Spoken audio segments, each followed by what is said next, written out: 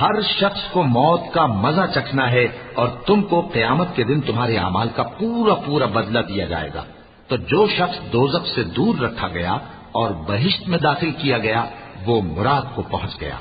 اور دنیا کی زندگی تو دھوکے کا سامان ہے۔ اے جہاد سے ڈرنے والو، تم کہیں رہو، موت تو تمہیں آ کر رہے گی، خواہ مضبوط قلعوں میں رہو۔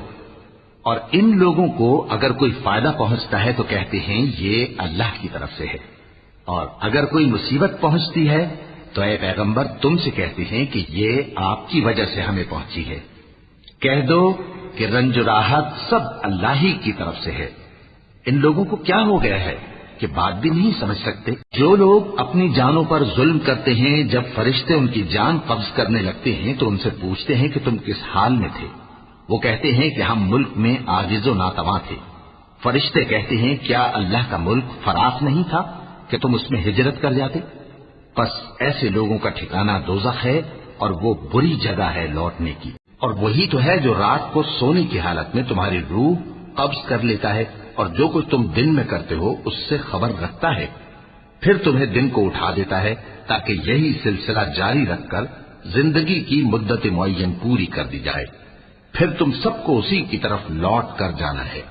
پھر وہ تم کو تمہارے عمل جو تم کرتے رہتے ہو ایک ایک کر کے بتائے گا، اور وہ اپنے بندوں پر غالب ہے اور تم پر نگہبان مقرر کیے رکھتا ہے، یہاں تک کہ جب تم میں سے کسی کی موت آتی ہے تو ہمارے فرشتے اس کی روح قبض کر لیتے ہیں اور کسی طرح کی کوتاہی نہیں کرتے۔ اور اس سے بڑھ کر ظالم کون ہوگا جو اللہ پر جھوٹ باندھے یا یہ کہے کہ مجھ پر وحی آئی ہے حالانکہ اس پر کچھ بھی وحی نہ آئی ہو، اور جو یہ کہے کہ جس طرح کی کتاب اللہ نے نازل کی ہے اسی طرح کی میں بھی بنا لیتا ہوں۔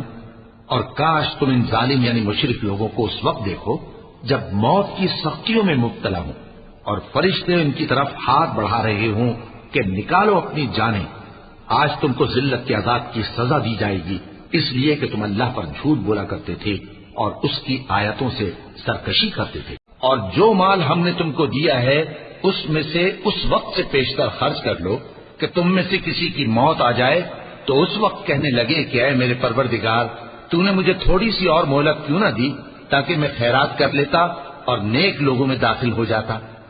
اور جب کسی کی موت آ جاتی ہے تو اللہ اس کو ہرگز مہلت نہیں دیتا، اور جو کچھ تم کرتے ہو اللہ اس سے خبردار ہے۔ ہاں، جب جان گلے تک پہنچ جائے اور لوگ کہنے لگیں اس وقت کون جھاڑ پھونک کرنے والا ہے، اور اس جاں بلب نے سمجھا کہ اب جدائی کا وقت ہے اور پنڈلی سے پنڈلی لپٹ جائے، اس دن تجھ کو اپنے پروردگار کی طرف کھینچے چلے چلنا ہے۔